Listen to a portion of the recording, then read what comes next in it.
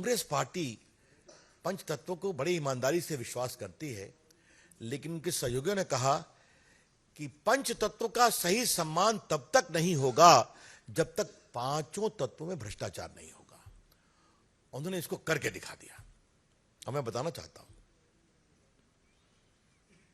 थल का घोटाला कॉमनवेल्थ ले लीजिए, आदर्श ले लीजिए, और वो जमीन पर ही नहीं रुके, जमीन के अंदर भी चले गए। कोयला घोटाला, जमीन के अंदर मिलता है कोयला, वहां भी कर दिया उन्होंने।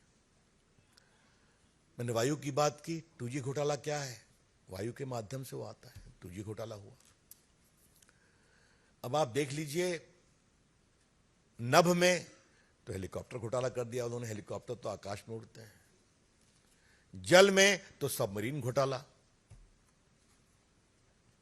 और जहां तक अग्नि का सवाल है, तो दामाद सिंह ने जो जमीन लिया बीकानेर में, जिस पर 3 FIR चल रहे हैं, बाकी कार्रवाई हो रही है, वो कहां से था? हम यहां लगाएंगे सोलर प्लांट्स, किसानों को जमीन ली गई। तो इसीलिए मेरे मन में एक बात आती है कि जिंदगी में ग्रेडिंग बहुत होती है। कांग्रेस ने अपने लिए 4C ग्रेडिंग चुना है, cut, commission, corruption, Congress. The Congress grading is 4C, cut, commission, corruption, Congress. यह है कांग्रेस।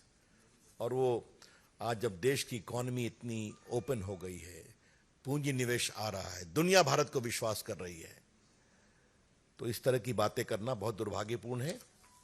एक बात मुझे कहनी थी, कांग्रेस पार्टी PSU की समर्थक है और बार बार LIC का विरोध, बार बार स्टेट बैंक का क्या टिप्पणियां की गई। तो आज मैं पत्रकार मित्रों को एक आंकड़ा दे रहा हूं।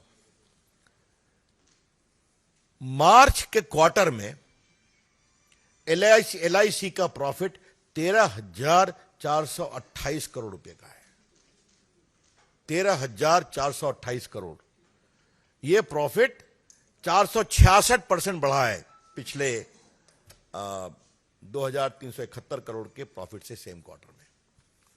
और जहां तक स्टेट बैंक का सवाल है, तो वो भी हम कहना चाहेंगे कि SBI का profit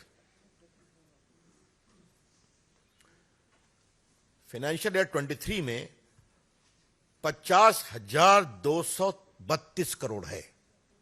50,232 crore, 58.58% year on year. तो जो संस्थाएं देश के लिए अच्छा काम कर रही हैं, उसके लोग आलोचना करते हैं कि किसी के पीछे लगे हुए हैं। यह बहुत दुर्भाग्यपूर्ण है।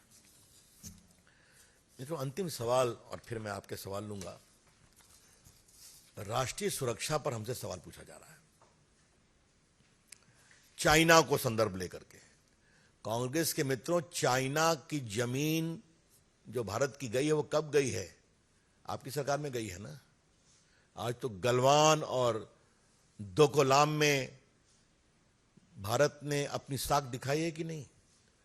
ये नरेंद्र मोदी की अगुवाई का ही भारत है जिसने 300 चाइनीज टिकटॉक को बैन किया कि नहीं? वो हिम्मत दिखाई कि नहीं दिखाई? ये भारत ही है जिसने 370 बैन किया, ट्रिपल तलाक बैन किया, और आतंकवादियों पर क्या हमला किया। ये नरेंद्र मोदी की सरकार की हिम्मत है कि क्या उरी हो या बालाकोट हो, घर में घुसकर हमला किया और ठंडा किया। और चाइना के बारे में मैं एक बात आपके सामने कहकर अपनी बात समाप्त कर रहा हूं। चाइना के संदर्भ में उनके रक्षा मंत्री AK एंथोनी का स्टेटमेंट ऑन रिकॉर्ड पर है कि हम जान करके सड़कें नहीं बनाते हैं चाइना के साथ ताकि टेंशन नहीं हो। ये उनका सवाल है, सोच है। और आज मोदी जी के समय सारी सड़कें, क्या अरुणाचल, क्या लद्दाख, क्या कश्मीर, सब बनकर तैयार हैं, सारे पुल बन गए। ये नरेंद्र मोदी सरकार की हिम्मत है। तो मित्रों, मुझे लगा कि इस झूठ के पुलिंदे को एक्सपोज करना बहुत जरूरी था। मैं कांग्रेस के मित्रों से एक ही बात कहूंगा, कृपा कर करके मोदी की नफरत से थोड़ा ऊपर आइए। हाँ, आप 2 बार हारे हैं बुरी तरह से, 24 में भी आपका हाल वही होगा। आप लोकतंत्र में विश्वास करते हैं तो मैं अपेक्षा करूंगा कि आलोचना करिए, आज जिस तरह के ट्वीट किए हैं जयराम रमेश ने, मैं उसको रिपीट नहीं करूंगा। क्या भाषा है वो? हम इस डिस्कोर्स को कहां गिरा रहे हैं? प्रधानमंत्री के खिलाफ। मैं बहुत भर्त्सना करता हूं उस ट्वीट की।